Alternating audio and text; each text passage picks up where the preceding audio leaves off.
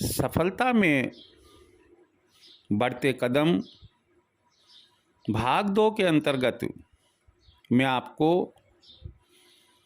जीवन में सफलता प्राप्त करने के जो मंत्र दे रहा हूँ उन्हें आगे बढ़ाते हुए और आपके साथ शेयर करते हुए बताने जा रहा हूँ। जीवन एक युद्ध के मैदान के समान है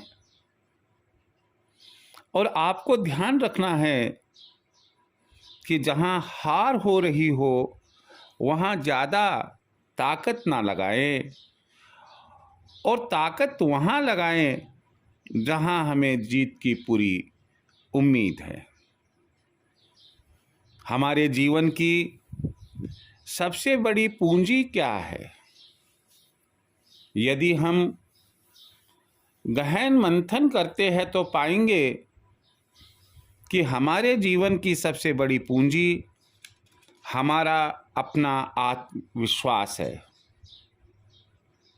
जिस व्यक्ति में आत्मविश्वास नहीं, वह जीवन में कभी भी सफलता प्राप्त किसी भी क्षेत्र में नहीं कर सकता है। हमारी पहचान क्या है? केवल सफलता नहीं। आप हमेशा ध्यान रखिए कि कोई भी व्यक्ति दुनिया में ऐसा नहीं है कि जो कभी असफल नहीं हुआ हो। असफलता से वही अछूता है जो कभी प्रयत्न ही नहीं करता। जब आप कोई प्रयत्न ही नहीं करेंगे तो वहाँ सफलता या असफलता का तो कोई सवाल ही पैदा नहीं होता। मैं एक छोटी सी 2 लाइनें आपके साथ शेयर कर रहा हूँ। एक क्षण भी जिंदगी का व्यर्थ में खोता नहीं। एक क्षण भी जिंदगी का व्यर्थ में खोता नहीं। भाग्य को दोषी बताकर मैं कभी रोता नहीं। भाग्य को दोषी बताकर मैं कभी रोता नहीं। जीवन में हम पाएंगे कि शायद ही कोई ऐसा व्यक्ति हो जिसे जीवन में असफलताओं का सामना न करना पड़ा हो। व्यक्ति की जो पहचान है वह असफलताओं से ही हुई है। यह विधि का विधान है। जो लोग 3 प्रकार की कठिन परिस्थितियों में संयम नहीं खोते वे महान होते हैं। ये 3 कौन सी कठिन परिस्थितियां हैं? पहली है अपने रहस्य को प्रकट नहीं करना। दूसरा है समय का सदुपयोग करना और तीसरा है कष्ट को भूल जाना। जिनके पास अपनी पहचान है वे ही समाज में मान्य हैं।